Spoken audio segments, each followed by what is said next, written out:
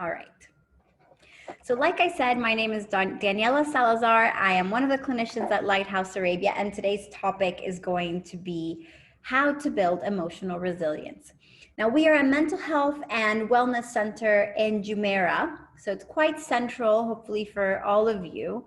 And we've been there now for 8 years. We have more than 30 mental health practitioners, from psychologists to psychiatrists, from all different sorts of backgrounds, not only in terms of our nationalities, but also in the way that we come into our practice and our different frameworks in which we work with. We work from prenatal ages up to couples and family therapy. And one of the things I'm really proud of saying is that we are the only mental health institution in the Middle East that has the mental health first aid accreditation service. So just like we have physical aid, we also have mental health first aid. And I really encourage all of you to check our website out and get more information about this course. It is really important to understand how to identify someone that's struggling with mental health, as well as being able to give that person the right sort of guidance when they're struggling. We do a lot of webinars for the community, like I said, about different topics. So I'm really encouraging you all to take a look at all of the webinars we are offering at the moment. This is our beautiful team of all the clinicians that work with us from all different parts of the world. And I'm not sure if you are all familiar with what a mental health first aid, mental health checkup means, but this is a 30-minute session, just like you have with a GP once a year, to check how your physical health is doing. This is also a checkup that I strongly recommend all of you to have once a year, once every 6 months even, where you have a 30-minute checkup with a psychologist or a psychiatrist where they tell you how your mental health is doing at the moment. They will recommend some things for you. They might even suggest for you to start therapy if you need it, or just let you know that you're doing great and really encourage you to keep on having the habits and the self-care rituals that you are currently having. So this is a really strong invitation for all of you to, feel the need to have these 30 minutes once a year with a mental health practitioner to understand how your mental health is doing. We all have mental health, just like we all have physical health. And this is something that's quite new, maybe for all of us to hear. We usually associate mental health to people that are struggling, to people that have a mental health illness, maybe to people that are even dangerous. But the truth is that we all have our mental health, and our mental health is in a spectrum where some days we wake up motivated with the energy to face life and to overcome today's challenges, and maybe other days where we feel less of a motivation, more tired, more disconnected, and our mood is not where we would want it to be. So this is the spectrum that we are going to be moving in on a daily basis, and having this checkup once a year is going to be really important for all of us. So the agenda for today is understanding why is it that all of this year has been so overwhelming from a scientific point of view, as well as maybe giving you all some science-based strategies to build up your emotional resiliency skills.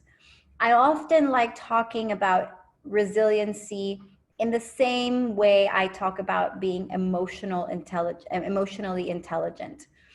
When we think about someone that's emotionally intelligent, we think of someone that is aware of his or her feelings, someone who is able to regulate his or her feelings, and therefore is able to recognize what other people are going through as well.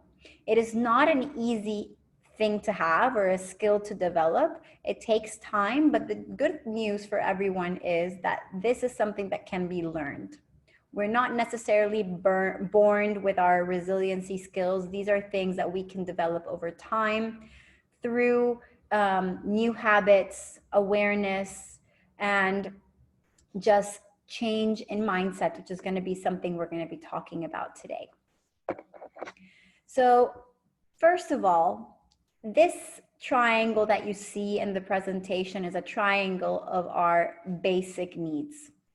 What we know through years of research is that when these different parts of the triangle are being threatened in some way, we are going to start feeling anxious. We're going to start to feel overwhelmed. So if we really look at the bottom of this triangle, we're talking about our physiological needs. And the second part of the triangle is our safety and security. Now, I'm going to focus on these two for a moment because these are the two parts that have been severely compromised this year. So for a lot of us, there was a time this year where we didn't know if we were going to have our jobs. We didn't know if our family was going to be safe.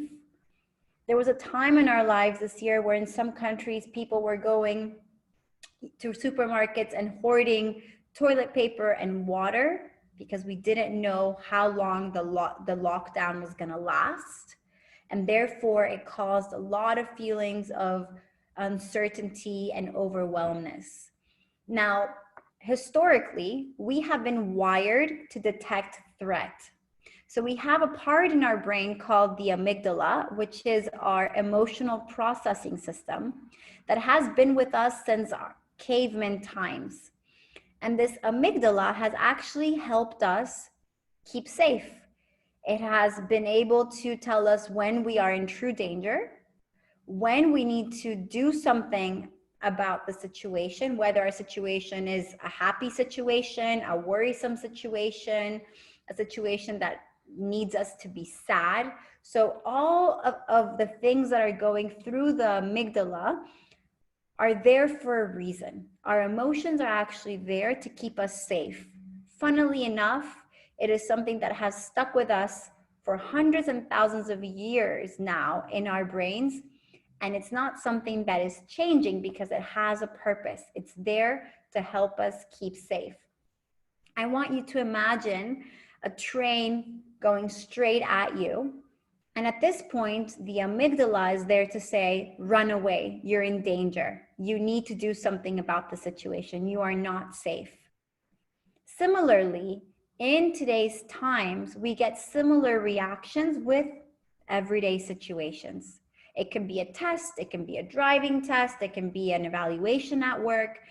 But specifically with COVID, because it is invisible, and it isn't something that we have control over necessarily, these reactions get to be more intense.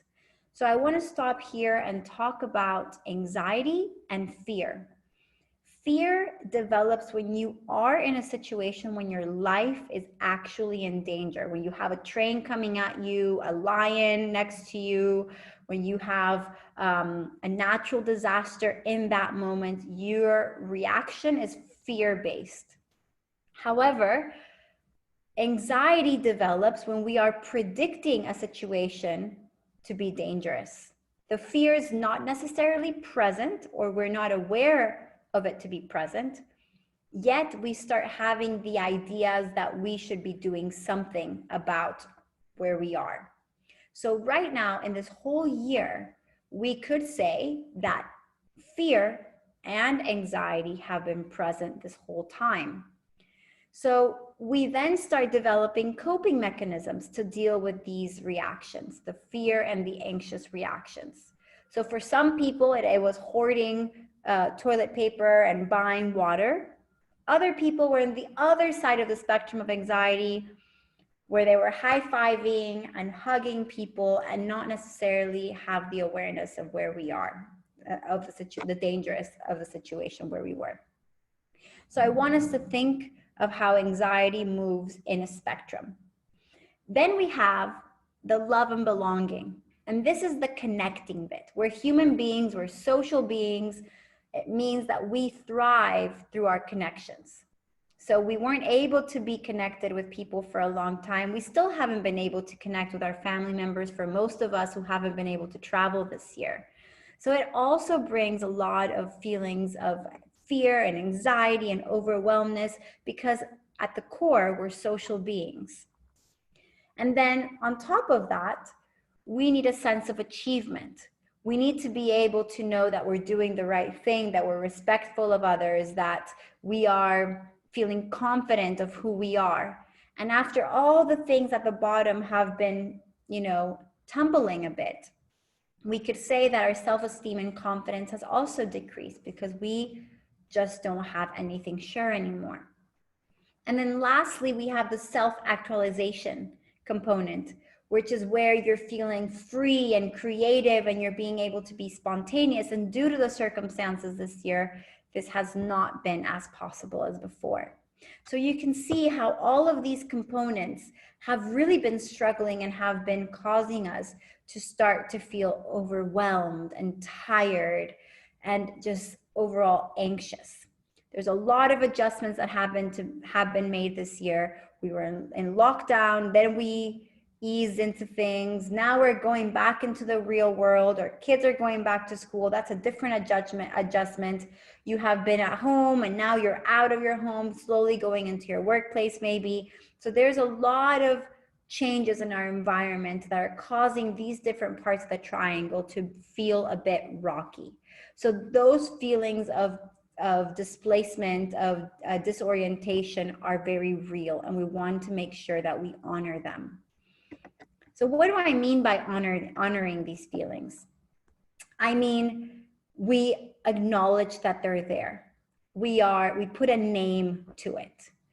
Most of the time, what we know through years again of research on how to deal with uncomfortable and challenging emotions is that the more we avoid the emotions, the more they're going to persist and the more they're going to grow. Now, this is highly unintuitive. Our reaction is to avoid discomfort, to avoid challenging emotions, to suppress them, to push them aside. But I'm sure you can all relate to a time we have done that and how these emotions don't necessarily go away and they might jump back feeling stronger than ever. So how is it, you might be asking, that you are then going to build yourself to be an emotionally resilient person? And what does that necessarily mean? So the concept of resilience is the ability to jump back from uncomfortable situations or feelings.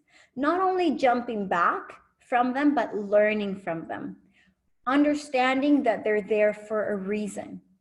Understanding that the reason why you went through these emotions was because it was trying to let you know that something was wrong, that our mindset might need to change, that our behaviors might need to change. And therefore, we grow through our emotions rather than regress. So I've talked a little bit about mindset, but what is our mindset? We have been working for years at a certain level of expectation. We have been parenting our kids at a certain level of expectations. We have been held to a certain level of expectations in our family environments, at our work environment. But this year has really shaken that. So for some of us, and I'm sure you can relate to me in this, at the beginning of this year, I was thinking, why is this happening to me? Why am I not able to go home? Why am I having to work from home? Why can't I go to the clinic? This is so unfair. I'm not able to do the things I used to do. Why can I not go to the gym every morning? Why can I not go to restaurants and eat with my friends like I'm used to? And there was a little bit of anger and resentment with the situation that was happening. Now, when we have that mindset, we're constantly feeling frustrated and let down. So the core of building yourself as a resilient person is to understand the mindset that you're having is probably not the most useful one. So this is actually the year where it's taught us that perfection is not needed, that expectations will probably not be met. And some of us might still be struggling with this mindset, and that's normal. But I'm telling you, if the mindset does not change, neither will your emotions, and you will continue fighting against all of these emotions are going to be popping up in you, and the feelings will get more intense in duration. They will be more impacting your functionality in life, and you will not be able to overcome this. So the mindset that you're coming with is going to be really important. So we want to actually be thinking, you know, this is happening for me. Whatever is going on right now, I want to understand the why. What is it trying to tell me that it's not working in my life? What type of ideas that I have about myself as a mom, myself as an employee, myself as a dad, that I need to change right now? So we are going to go through these emotions, and we're going to grow out of them. So when we think about resiliency and our thought process and mindset and all these concepts that I've just been talking about, I want to give the importance to our language. Our thoughts are actually made out of words, and words that are framed in a way that we start giving them meaning, and we start creating rules based on our thoughts. So there might be thoughts that are a bit demanding. I should be able to do this. I must be able to overcome the situation. I have to be a great mom. I need to be a present wife. I need to do all my to-do lists. And all of these thoughts that we're having that are made out of these words that we're choosing to have are actually putting so much pressure on ourselves and are just reinforcing the mindset that we had before. They're not allowing you to be flexible and to adapt to the new circumstances. So words like quarantine or self-isolation or loneliness are words that have a really heavy energy to them.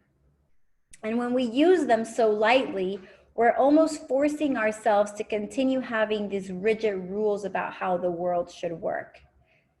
And this is where it becomes a problem. The language, the narrative that we're coming from. A lot of us are still coming from a narrative of a victim rather than empowerment, the narrative of how the situation is. We are not using words like, I choose to. Instead, we're choosing words like, I have to, I must do. Let's start thinking about, I get to, I choose to, I want to. And these little subtle changes in your language will really feel relieving and will also adapt to the mindset that we need to have right now. When we say to ourselves, don't feel anxious, don't feel upset. You need to be thankful about everything that you have right now. You can't feel upset. You don't get to feel sad. And I have to say, I was one of them. Even as a therapist, I've said that to myself plenty of times. And what I've realized is that every single time that word don't comes out of my mouth, the stronger the feelings get, the more these thoughts persevere, and the worse I start feeling. So the way we speak to ourselves really does matter. Now, at this point, I want you to write down, maybe in a piece of paper, if you have one, the following name, and that is cognitive distortions or thinking mistakes. I want you to, after this webinar, to please look this up in Google, and you're gonna see that there's gonna be 12 different thinking mistakes or cognitive distortions. What are they? These are our most common mistakes that we do in our thought process. And most likely, right now, the most common thinking mistake that we have when we're not adjusting to the new mindset that we need to have in this year is when we are imposing things to ourselves. We are having such high expectations about how we should be acting, how the world should function. So that thinking mistake is called shoulding and musting. Where in our thoughts, we're using these words, I should do this, I must do this, I have to do this, rather than I choose to, I get to, I want to. Now you're going to see that there is plenty more, so please feel free to look at these thinking mistakes after our webinar to see if you can relate to some of them. So building our inner house, what does that mean? Our inner house is our cognitive framework. Where am I coming from? Okay, how can I build a relationship with myself? How can I, instead of coming from a judgmental place where I'm judging myself and I am having these rigid rules about myself, I can come from a stance of curiosity, where I am wondering where these expectations come from, where I am asking myself, what am I really afraid of right now? Am I afraid of feeling lonely? Am I afraid of failing? Am I giving too much importance to other people's opinions of myself? And if I am, why is that? Is it a feeling of maybe not being worthy? So you're coming with a curious stance rather than a judgmental stance. And this is not easy, especially when we're so fast to jump and make judgments of other people and ourselves. So this is going to be highly counter and unintuitive for all of us. So in this case, we're going to be changing words such as I feel lonely to I choose to be alone right now. And my alone time is going to be important because I'm going to be able to reflect and come from a different perspective towards my feelings. The next thing we want to understand to build our emotional intelligence or our emotional resilience is we are wired to see negative events. Why? Because it keeps us safe. Looking at possible dangers helps us work faster, problem solve faster.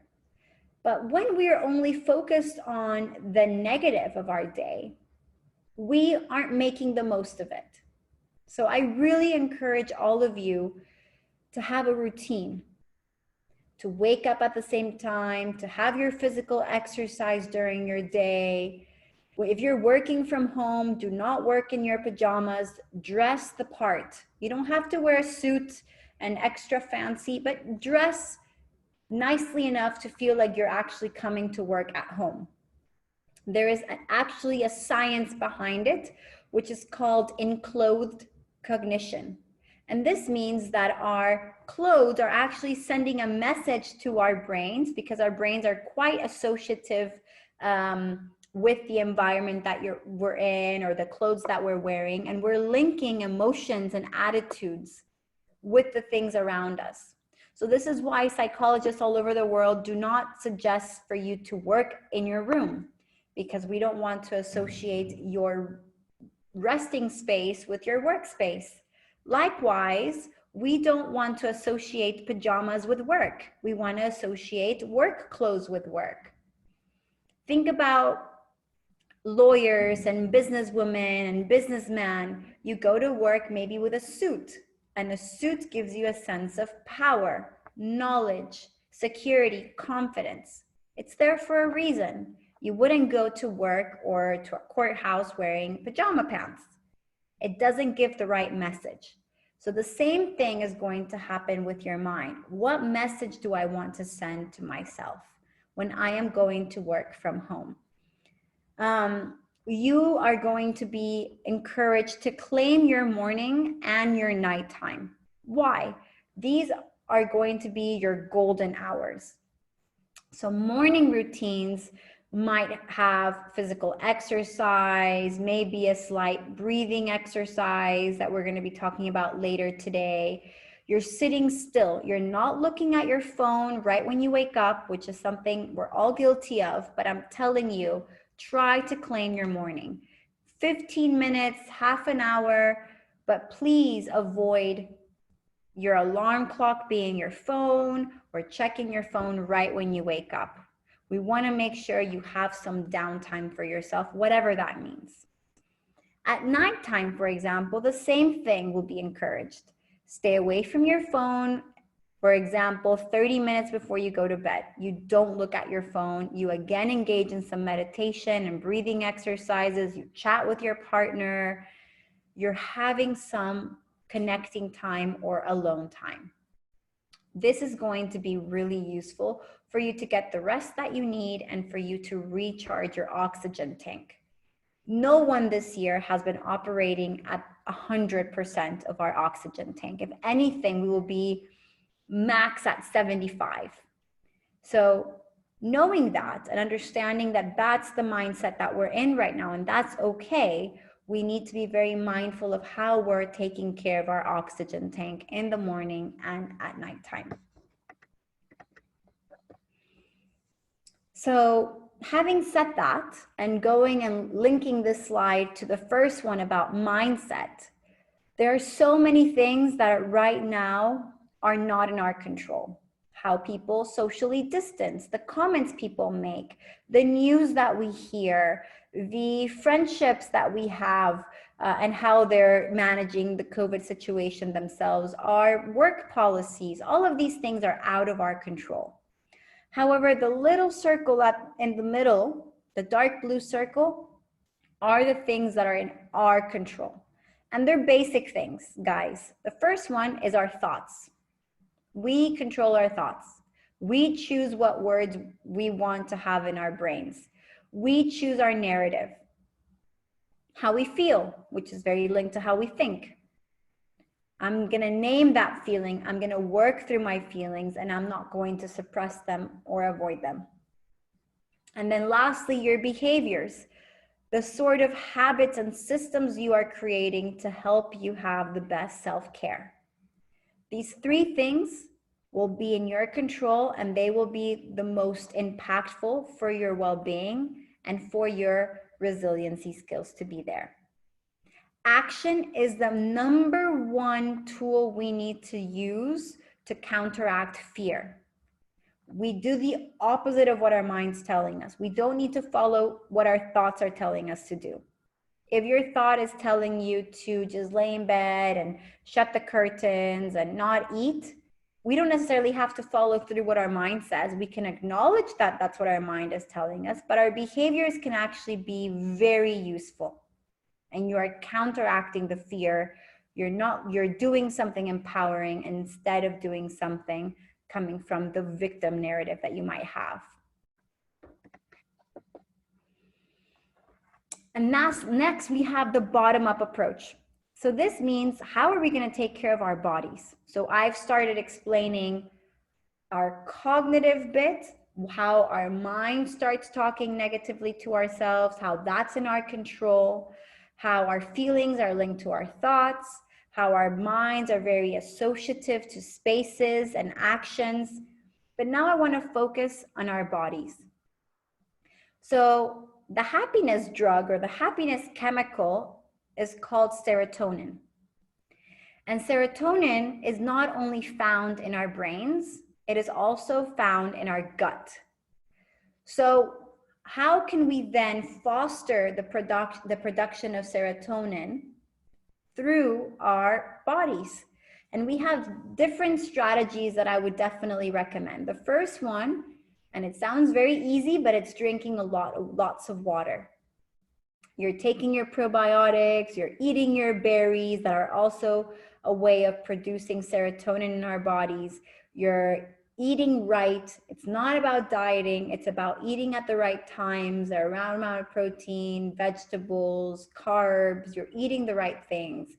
And you are then taking so much care of your immune system and our body that you're sending the message again to your mind that you want to stay healthy, that you are empowered, that you're not letting the situation take control of how you're taking care of your body. And our mind and our bodies are connected, and therefore it's going to give you an overall feeling of well-being. There are some supplements I will definitely recommend for your sleep to be there for those that are having trouble sleeping. It's called MagVita. It's a useful supplement to help the production of melatonin at night.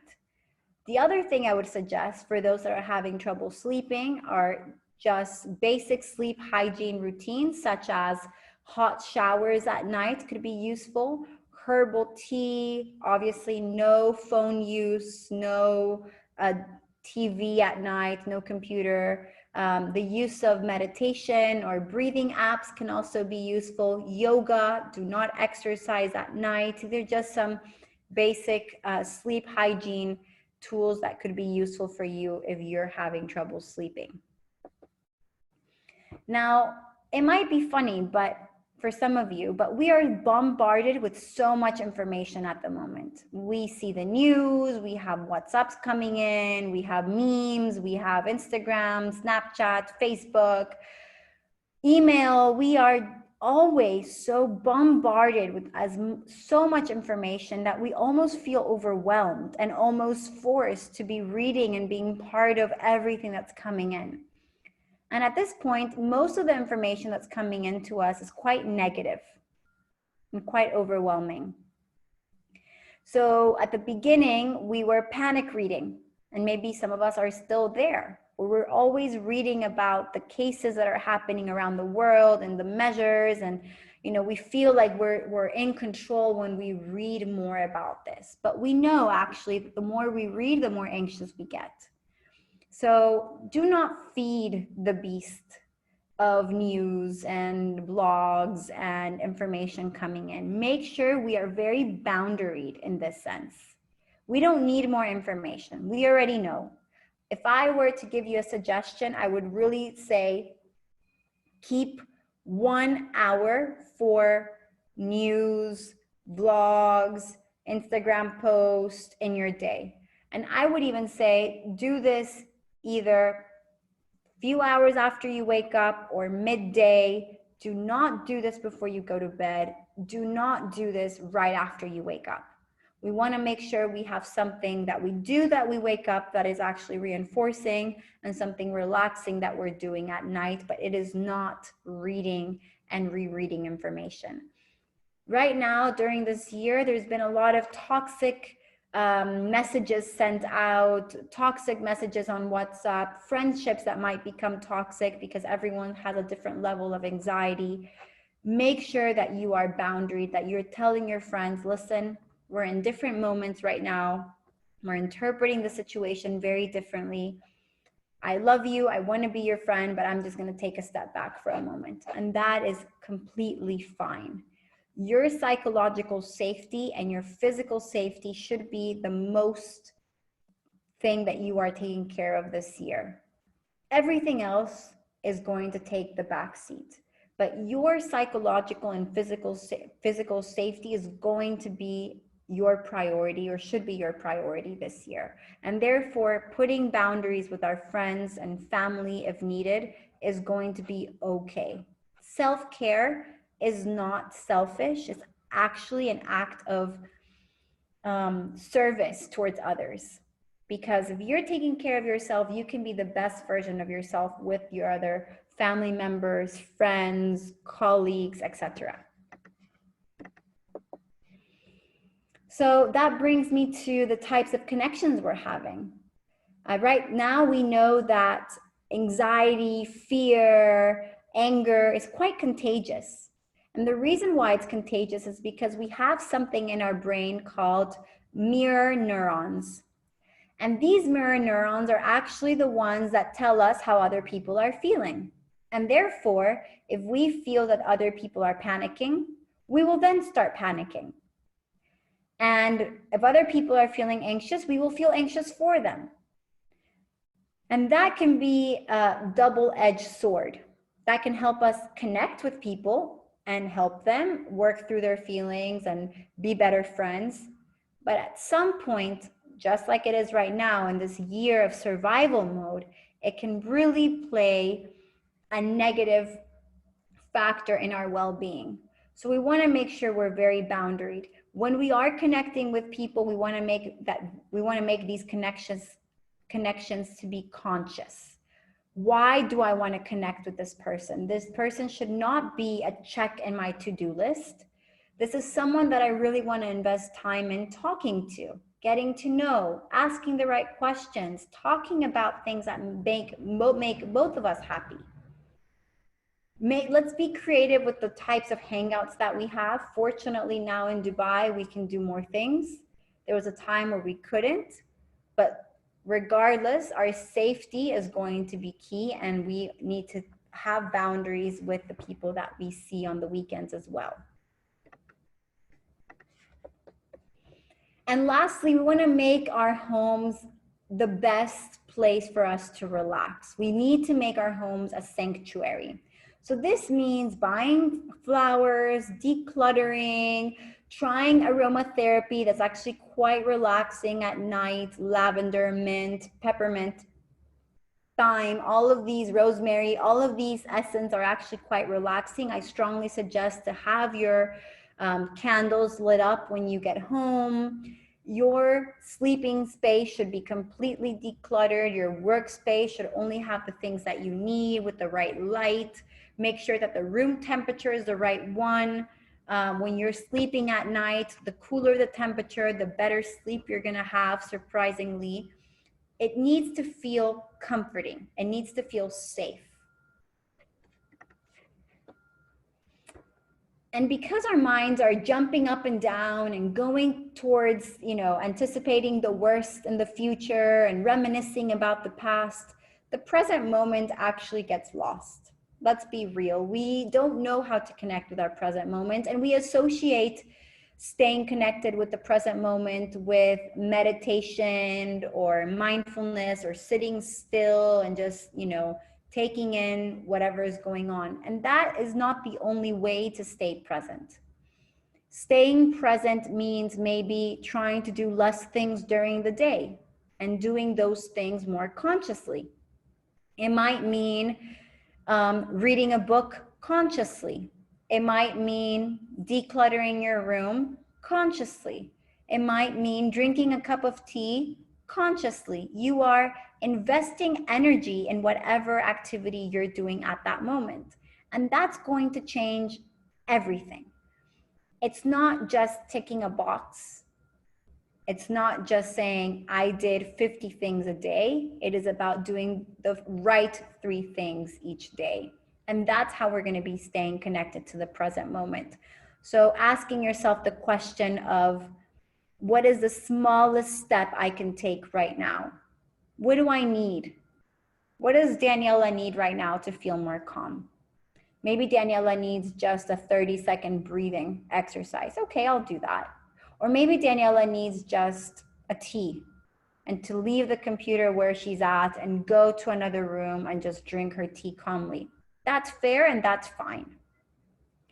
Checking in with yourself is going to help you understand what you need in that present moment. And we never talk to ourselves. We feel that that's something for crazy people, people that are not feeling well, but the check-in is going to help you stay in touch with the present moment more than you know. Highlighting the positive is our last way of staying emotionally resilient. We want to make sure that we are able to reframe our thoughts and say, you know what, out of all these 5 horrible things that happened today, I'm going to save this one thing that I enjoyed. And it doesn't have to be something big. It can be something as small as, oh, I had such a great bath tonight and it was so relaxing and it was just the highlight of my day. Or talking to my kids and having a night cuddle was the highlight of my day. Or, talking to my husband and giving him a hug before I went to bed was the highlight of my day. Making sure that you're able to say something that you're grateful for before you go to bed, highlighting something positive is really going to make the difference, since by default, we're so wired to see the negative. If our brains are wired to see the negative, then we need to make the extra effort to highlight the positive. And here are some apps that I wanted to show you that you could use for your golden hour that we talked about. Avana, Calm, Breathwork, I have to say is my favorite one. There's another one called Breathe, that's really nice. Headspace. And I want to add another one called brain.fm. And these are sound waves that you listen to that help you calm down, actually concentrate more if you need more concentration time. There's different purposes for these sound waves. So I will definitely encourage you all to check brain.fm as another resource for you to look at. I hope that these apps can be useful. Now, this is something that we try several times. It is not something that we just try once to see if it works. It does take an effort to have a change in our lifestyle and to change our mindsets from where it was to where we need them to be right now. This is how we really start building our emotional resiliency skills, and we are more attuned to the place and the time that we're living in. So I hope that this is an informative webinar for you all. I will also encourage you to please follow us on our Instagram account. We have our parenting portal. You can check out all of the events that are going to be done at free of cost for our community through our different portals. And I'm really hoping that I can come back and do more webinars for you guys soon. If you have any questions at this time, please go ahead and write them in the chat and I will be able to answer them right now. I'm going to stop sharing the presentation and go to the chat so I can answer some of your questions. So I'm going to read one of them, just thinking about the Maslow triangle and thinking about people who suffered and yet still thrive. An example are accounts of Viktor Frankl on the concentration. All of things are removed, but then they still have the self-actualization is achieved. I'm confused. Right, so the Maslow triangle that I showed are some of the reasons why us today are struggling during our COVID year. So you're right, there's still people that are able to find growth out of complex and out of uncertain situations. What is it that they found that they could hold on to? And you're right, in the example of Viktor Frankl that you're talking about, this is about them finding something that they could learn from this experience. They were writing, they were journaling, they were thinking about what could happen after this time was done. They had projections of the future. The way we think about the future is going to really impact the way we feel in the present moment. How hopeful are we in this year? How are we talking to ourselves? And I think this stems from the narrative that we come from. If we're coming from the victim narrative versus the empowered narrative.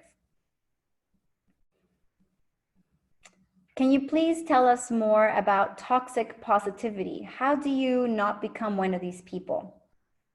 Yeah, that's a really important point. So toxic positivity it's the saying that everything's fine, we're just going to brush it underneath the carpet. And I have to say, toxic positivity is actually a way of avoidance, where we're not acknowledging the feeling that we're having. We are actually brushing it underneath the carpet and just hoping for the best to happen. I am more of the believer that we need a more realistic optimism, where we're saying, yes, this is a hard moment. Yes, we need to feel anxious. Yes, this year has been troubling for me. And I am trying the best I can right now to cope with these feelings. And I know that by trying to cope with these feelings, I will feel better. I will try to feel better than I am feeling right now. But it is about your own progress within yourself. It's not about comparing your progress with someone else. And we need to acknowledge whatever's going on in our bodies. We need to acknowledge that the situation's tough. If we invalidate that and start our comments to ourselves or to others with at least, oh, well, at least you have a house. At least you still have a job. At least you didn't get a pay cut. These sort of comments are actually quite invalidating instead of positive, they're quite invalidating. So I want to make sure we're not jumping and talking from the at least mode. We're saying, yes, I do have to struggle. I'm struggling and it's fine. And my struggle might not be as big as my neighbor's struggle, but it's my own struggle that I'm working from. I hope that's useful. All right, let's see more questions. If the person's trying so hard and yet not see any results, where is he standing in the pyramid? What should be done more? Okay, so part of the problem is that we are trying really hard to see results. When we're so goal focused, it is quite easy to feel frustrated and to feel let down and to then start at a lower place than where we were before. My suggestion is to start thinking from a value. So what do I want out of this? What type of person do I want to become during this time? So you might say, you know what, Daniela, I want to be a respectful person. I want to be a loving person. Okay, so how does respect and love play out every day? What sort of behaviors are linked to these values? And you start living on these values rather than wanting to get somewhere. You're focused on the everyday action that is going to be associated to that personal value. And you're going to see a complete shift in energy where you're not saying, I'm not getting closer to this, but in the contrary, you're thinking, okay, what am I doing today that's going to be aligned with my personal value? And you're going to go to sleep and say, wow, you know what? I was sending my partner a love message. I told my mom I loved her on the phone. I helped a friend at work, so I was being caring. I was being responsible by meeting my deadlines. Wow, every day I'm getting closer to that personal value, and that's going to be really impactful. Yes, so this webinar is going to be recorded and it's going to be sent to all of you so you can share with your family and friends. So the mental health checkups that I've mentioned, they have a low cost at the clinic. So I would call the clinic and just book one of these in. I'm telling you, it's worth it. It will definitely just give you a sense of where you are in terms of your mental health. So please, please call the Lighthouse and book your mental health checkup. And it is going to be done online for sure. Yeah. All right. Someone's asking about panic attacks. I would suggest, again, for the mental health well-being checkup to be done just to see how you're doing and for them to give you some tools on how to cope with panic attacks. There's also another webinar on how to deal with anxiety that I strongly suggest for you to have. If not, please call the clinic and we can get an appointment for you right away so we can help you with that. Okay, guys, just going to answer 2 more questions here. What about the people who are numb to feeling fear or danger and stopped reacting to survive while being aware but failed to bother, living on survival mode? How do you categorize them? So I want to say something first. I personally don't like categorizing anyone. I feel that labels actually don't necessarily help us to feel any better. So I want to start off with that. But the second thing is that you're right, we are in survival mode. This year has been about surviving and overcoming just our physical safety, our psychological safety. So we are in an autopilot. But within that autopilot, we need to make sure that our physical safety and our psychological safety is there. Okay, so even though it seems like we're just trotting along and we don't have a lot of energy to go through the year, we want to make sure that our self-care is untouchable. If our self-care is something we're struggling with right now, please reach out for help. That might mean we're experiencing something else that we need to check. Our self-care is the most crucial way of helping us cope with this year that we're having. Our psychological safety is of extreme importance. So if self-care is not there, we need to just get checked up and see if anything else is going on for you. All right, guys, I'm afraid I won't be able to answer any more questions right now. Please feel free to reach out to Lighthouse. We'll be able to give more webinars to your community. And I really hope that you found this webinar useful. And I hope that I can meet you all again in an upcoming webinar. Have a beautiful day, everyone.